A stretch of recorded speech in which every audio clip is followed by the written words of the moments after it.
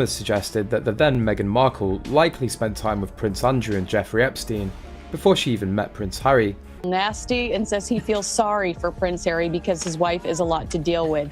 You know, I mean, she used to be on Was Deal he or No infiltrated? Deal. Look, she was on Deal or No Deal. Yeah, that's right. Listen, I brought Meghan Markle, whatever her name is, to my Deal or No Deal celebrity golf tournament. She was one of my Deal or No Deal girls that were, she was a caddy for all of my celebrities. Wasn't there some speculation that she was on Epstein's yacht at one point in time? There was like photos with her and Prince Andrew way back in the day when she was like in her early 20s. Wow. Did you hear? The whispers are getting louder, folks, the kind of whispers that make your teacup rattle. Apparently, there was a transatlantic emergency call placed to the hallowed halls of Saturday Night Live. Not about world peace, not about a looming alien invasion, but about a certain Duchess and her alleged yacht-gate photos.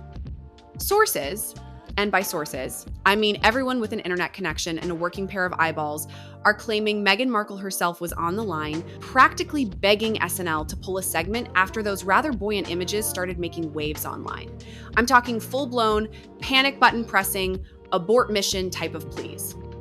Now, why would a perfectly composed Duchess, known for her zen and humanitarian efforts, be so flustered by a few snaps from her past? Well, that's where the plot thickens, my friends.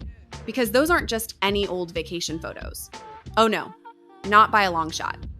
These pictures, seemingly innocent at first glance, might just hold the key to unlocking a very different narrative about the Duchess than the one she's so carefully curated, a narrative that could make even the most seasoned PR teams spontaneously combust. And trust me, when I say spontaneously combust, I'm not exaggerating. We're talking about a level of PR meltdown that could rival a supernova. Of Meghan Markle's alleged, rumoured yacht. We again highlight the mucky murkiness and mendacious manner of this alleged yacht girl. According to So, what exactly is in these infamous photos that has Montecito in such a tizzy? Well, let's just say they depict a scene that's less avocado toast and yoga and more champagne wishes and caviar dreams.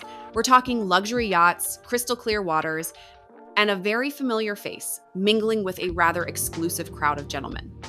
Now, you might be thinking, what's the big deal? People go on yachts. And you'd be right, they do. But here's the rub. These aren't casual snapshots from a family reunion. These appear to be from a time when our Duchess was, shall we say, pre-royal.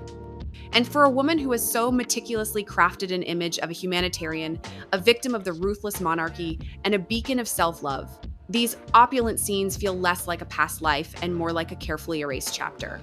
It's like finding out your favorite organic, farm-to-table chef used to flip burgers at a greasy spoon. Not inherently bad, but it does make you question the purity of the brand, doesn't it? And speaking of purity, let's talk about the timing of all this, because that, my friends, is a comedy show in itself. It is interesting how she's exposing her as a yacht girl, someone who was paid off by rich men to go and hang out. And then the wife convinces you to leave the royal family. Like, I'm out. I don't need you guys. Which is crazy, because don't you just get free money? The irony, oh, the delicious irony, these photos, allegedly from her Suits era, started circulating just as the Duchess was making a very public pivot. We're talking about the grand launch of her rosé wine, whispers of a new documentary, and a concerted effort to reframe her narrative. She was out there trying to paint a picture of resilience, entrepreneurship, and a woman fiercely in control of her destiny. And then bam! Along come these pictures like a rogue wave crashing directly into her meticulously built sandcastle. It's almost as if the universe has a wicked sense of humor, doesn't it? She's out here preaching about manifesting the life you deserve. And then suddenly, her past shows up uninvited, crashing the party with a bottle of bubbly and a boatload of awkward questions. It's truly a masterclass in unintentional self-sabotage. You almost have to admire the commitment to the bit, even if the bit is falling apart faster than a cheap suit in a monsoon. And it's not just the timing that's raising eyebrows, it's the uncomfortable implications. Because the internet, bless its forensic heart, quickly went into overdrive. The woman who destroyed her in-laws' family, whose own family doesn't like her, whose the in-laws obviously don't like her, the public doesn't like her, she's stuck because she was an actress who became a real princess, who wants to be an actress again, but has to continue to pretend to be a real princess. And it seems like that lady is a temptress. She's a siren. She's lured him into the rocks. Reddit threads, TikTok videos, and X, formerly Twitter, became virtual detective agencies, analyzing every pixel. They were comparing timestamps, checking wrist tattoos, even zooming in on belly button placements. Yes, folks, belly button placements. That's how deep the rabbit hole goes. And the verdict from the comment sections was pretty unanimous. That's Meghan. No question. This wasn't some blurry Bigfoot sighting. This was high definition, intentional looking photography. It makes you wonder, if she's so against the paparazzi, how did these seemingly professional shots from a private yacht end up online? It's almost like someone wanted them to be seen. And let's be honest, it's hard to maintain an image of a struggling outsider when you're caught on camera sipping champagne on a billionaire's deck. It's a bit like a self-proclaimed minimalist suddenly being spotted buying a yacht. The optics, as they say, are not good. And these optics, my friends, are starting to crack the carefully constructed facade. It was planned from the beginning. She denied being interested in the royal family, which she totally was. I know someone who knows the ex-husband who said she had a vision board with Prince Harry on it. This whole yacht girl label, it's not new, is it? For years, it was just a whisper in the dark corners of the internet, a rumor dismissed by her PR team as misogynistic fiction. But now, with these photos, it's back with a vengeance. Like a bad penny that just won't go away. Suddenly, the same people who rolled their eyes at the speculation are asking questions. And those who always believed it, they're practically doing victory laps. Old clips are trending, podcasts are rehashing timelines, and YouTube channels are pulling out before they were royal exposes with millions of views. The algorithm, which once seemed to be her biggest fan, is now devouring her, spitting out memes and reaction videos faster than she can say Archwell. It's a brutal reminder that once the internet turns you into a punchline, you're no longer the master of your own narrative.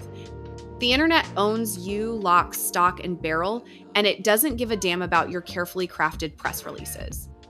And speaking of press releases, or lack thereof, her silence on this whole matter has been deafening. President Trump also announced a new trade deal with the UK. All that Britain demands in return is that we keep these two. No! I refuse! I'm sick of it! Reminder, Prince Harry married a talentless Soho house, alleged, named Meghan Markle. And I've seen this before, but I have to admit, when a scandal hits, most celebrities have a playbook, right? Issue a denial, post a cryptic quote about weathering storms, blame the media, maybe even sue somebody. But Meghan Markle, she chose silence. No Instagram story, no statement from Archwell, not even a vague tweet about knowing your truth, just radio silence. And in today's media landscape, silence isn't noble. It's suspicious, it's strategic, it's calculated. Because here's the thing. If a story is false, you typically respond quickly, forcefully. You clarify, you slam the brakes, especially if the accusations threaten the very foundation of your brand. But she did none of that. And people noticed, even her most vocal defenders, the lifestyle influencers, the feminist bloggers, the royal escape podcasters, they were unusually quiet. Why? Because the material was hard to spin. How do you defend yacht party photos when your entire brand is built on humanitarian work, social justice, and victimhood? You can't. Not easily. And that silence, my friends, it started to feel like confirmation. It's like going silent when your significant other asks if you ate the last slice of pizza. We all know what that means, don't we? And this silence is having a ripple effect in Hollywood. Because Hollywood, with its notoriously short memory for anything but box office numbers, is noticing. Whispers are circulating in industry circles. Studios are reconsidering offers. Brands are quietly pausing campaigns. Not because Meghan isn't marketable, but because she's unpredictable, uncontrollable, risky. In a world where image is currency, her stock is suddenly unstable. And PR professionals know one rule better than anyone. You can't go viral for the wrong reasons and expect business as usual. It's like showing up to a red carpet event in sweatpants and expecting to be taken seriously. The optics just aren't there. And while Meghan scrambles behind the curtain, someone else is standing center stage, caught in the crossfire of a scandal he likely didn't see coming. Poor Harry. Yes, our dear Prince Harry. This isn't just Meghan's mess. It's their brand, the Sussex brand. And now his face is plastered in every thumbnail next to hers. Headlines pairing yacht girl scandal with Duke of Regret. Royal insiders claim Harry was blindsided. Some even suggest he's been unusually withdrawn, avoiding public events, skipping Zoom calls, and staying silent during what should have been their joint damage control tour. One palace source whispered, and I quote, He looks like a man realizing the fairy tale came with fine print. Critics have long called Harry naive, bless his cotton socks. But now the commentary has turned brutal. He's being cast as the man who gave up his titles, his family, and his country for someone who may have been playing a much longer game than he ever realized. It's almost enough to make you feel sorry for the Ginger Prince, isn't it? He left a literal castle for a life that seems to be unraveling faster than a cheap sweater. And this isn't just impacting his public image, it's apparently causing cracks within their united front. Because behind the scenes, that Sussex United Front is reportedly showing cracks. Reports are trickling in that Harry has been spending more time alone, retreating from strategy meetings, and some claim questioning everything. Meghan, always the master of media spin, is still fighting to control the narrative. But Harry? He's allegedly growing quieter, more distant, and if whispers are to be believed, resentful. Because there's only so long you can ignore the noise before it starts sounding like truth. It's like trying to ignore your in-laws when they're making passive-aggressive comments at Thanksgiving dinner. Eventually it gets to you. And this whole saga, my friends, was never just about a yacht. Oh no, it was about the illusion. Meghan Markle didn't simply marry into royalty. She orchestrated one of the most dramatic personal rebrands in modern pop culture history, from struggling actress to global humanitarian. From suitcase girl to Duchess. From blogger to voice of a generation.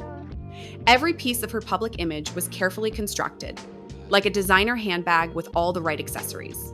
Until now. Because Colin Jost's joke wasn't the beginning of the scandal, it was the moment the mask slipped.